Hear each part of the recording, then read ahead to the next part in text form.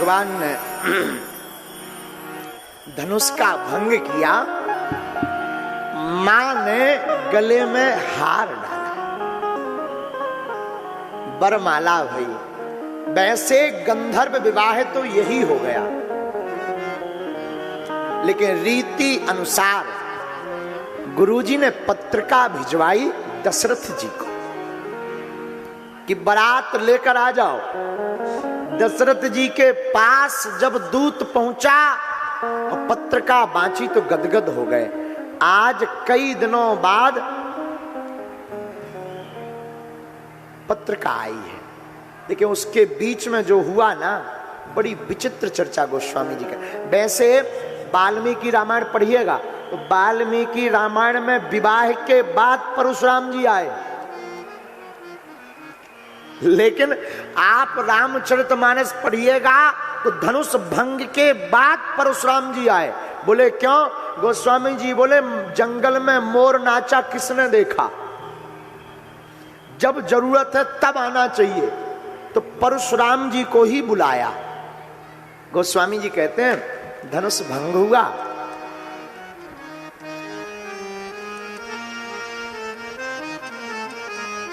तो परशुराम जी आए। बरमाला डल गई तो राजा चिल्लाने लगे, पकड़ो पकड़ो पकड़ो पकड़ो, इनकी नारी को छुड़ाओ। सब चिल्ला रहे थे, शोर शराबा मच रहा था। युद्ध करो। उसी वक्त दादा परशुराम जी आ गए। अब विचार करो, एक बड़ा हॉल हो, एक ही गेट वापस जाने का हो, और दरवाजे पे दादा परशुराम जी खड़े हो। जितने राजा चिल्ला रहे थे पकड़ो पकड़ो पकड़ो, छुड़ा लो छुड़ा लो, जहां देखा अरे दादा परशुराम, सोई चुप हो गए। तो पीछे वाला बोला अरे क्या हुआ, बोलो, पकड़ो पकड़ा पकड़ा, क्या हुआ? अरे दादा परशुराम जी। और जहां दादा परशुराम को देखा सब राजा मौन, और दादा परशुराम जी की तरफ गौर से देख देवे हुए लगे, हमारी आयु के दिन पूरे हो, मरना पक्का। परशुराम जी को लगे कि इसको तो देखा देखा ये कहीं का है, सोई की सिट्टी बिट्टी गोल, पसीना मार जाए राजा साहब। अब भक्त तो सकते नहीं, तो सब वहीं बैठे बैठे अपना लेट लेट कर प्रणाम कर रहे, अपने अपने ले ले ले पितनामू, अपने पिताजी का नाम लेकर बता रहे हमारा नाम ये, हमारा नाम। परशुराम जी बोले ठीक है। उसी वक्त कौशिक मुनि को देखा, गले लगा लिया, गले लगाया, और जैसे ही गले लगाया सोई जो है कौशिक मुनि ने तुरंत जो है कहा एक काम करो राम, तुरंत प्रणाम करो, लक्ष्मण जी प्रणाम करो। और जैसे ही प्रणाम किया हाथ पकड़ लिया। क्यों? क्योंकि कौशिक मुनि विश्वामित्र जी बड़े चतुर, उन्होंने सोचा कहीं ऐसा ना हो कि राम जी प्रणाम करने जाए कोई बता दे यही है, इन्हीं ने धनुष तोड़, परसा उठा दे, फिर कौन बचाने वाला। तो पहले हाथ पकड़ लिए, फिर जल्दी का जल्दी प्रणाम करो। जैसे ही परशुराम जी ने देखा, आहा बड़े सुंदर, कौन है ये दोनों, कौन है कौन है कौन है कौन है? इतनी जल्दी उत्तर दिया, इतनी जल्दी परिचय दिया, ये दो दशरथ के डोटा, ये दोनों दशरथ जी के कुमार है, दशरथ जी, हाँ दशरथ जी के पुत्र हैं। बस हो गया, चलो राम बैठो। कौशिक मुनि को जनक जी ने प्रणाम किया। कहो जनक, ये भीड़ इतनी क्यों जुड़ी? परशुराम जी बोले क्यों जुड़ी है? जनक जी बोले महाराज बेटी का विवाह है। अच्छा हो गया, तो भीड़ क्यों? महाराज धनुष यज्ञ रखा था, तो धनुष यज्ञ में सब समाचार सुनकर के राजा आए थे, धनुष टूट गया, अब हमारी बेटी का विवाह हो रहा है, आप पधार गए, बहुत अच्छे आए। और जहां धनुष पे नजर गई, ओहो गुरु जी का धनुष है, ये तो शंकर बाबा का। महाराज परशुराम, दादा परशुराम की आंखें लाल हो गई। अतिरस बोले वचन कठोरा, कहू जनक धनुष, कहू जड़ जनक धनुष कह तोड़ा।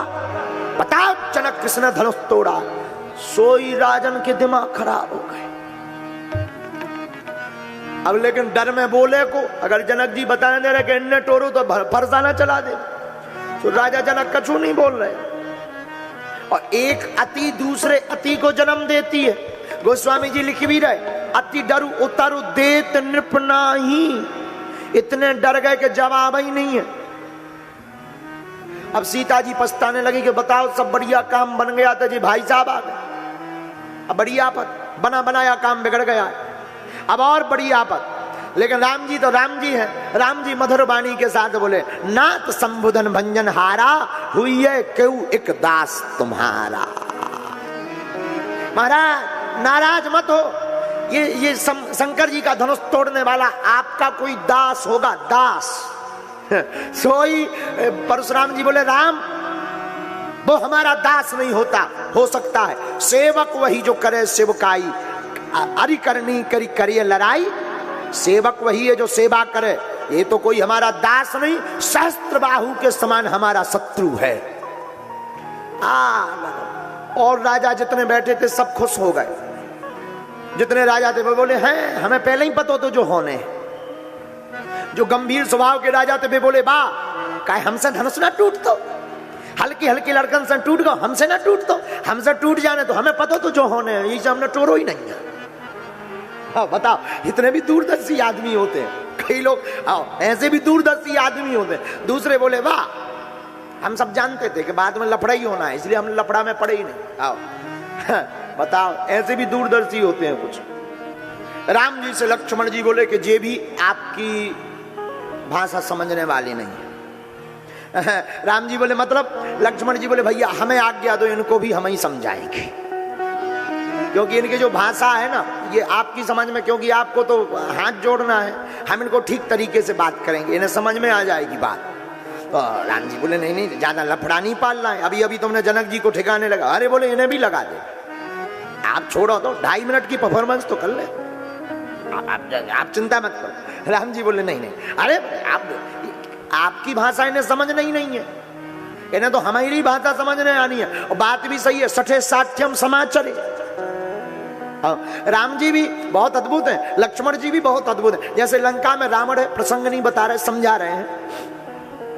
लंका में रावण के सामने हनुमान जी गए तो हनुमान जी तो प्रभु कह रहे, स्वामी लागी प्रभु भूखा, लागी भूखा कपि स्वभाव ते तोरों रूखा, स्वामी कह रहे, प्रभु कह रहे। लेकिन अंगद जी जब गए तो अंगद जी स्वामी या प्रभु नहीं कह रहे। रावण ना क्यों रे बंदर? अंगद जी बोले, बोलो 10 कंधर।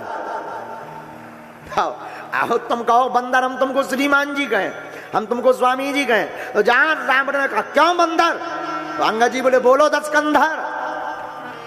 आओ, और देखो हमारे शास्त्रों में 2 चीजों का वर्णन है, एक शास्त्र का, एक शस्त्र का।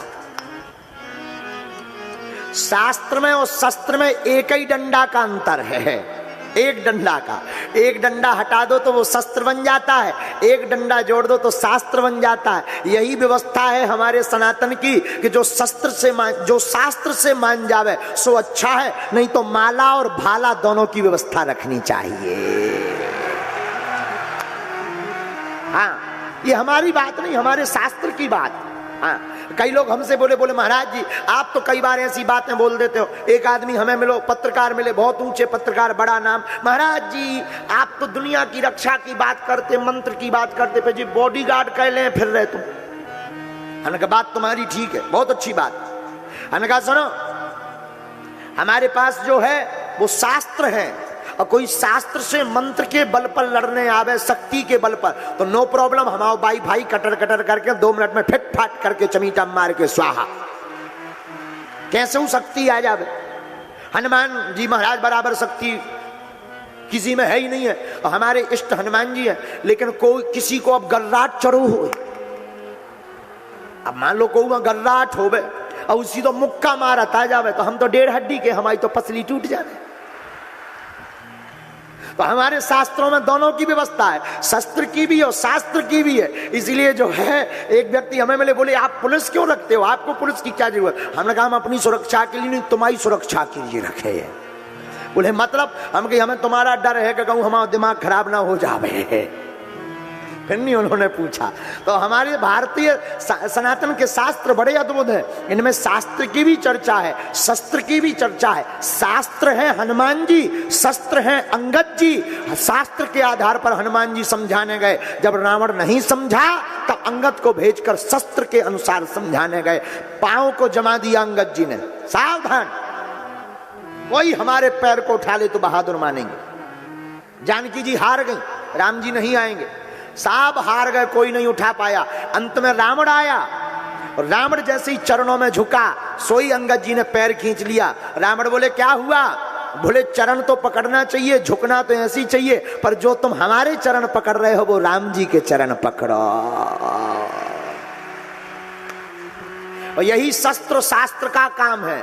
शास्त्र जाकर के हाथ जोड़ता है, जब नहीं मानते तो शस्त्र का काम है झुकाना और झुकाकर प्रभु से जुड़वाना।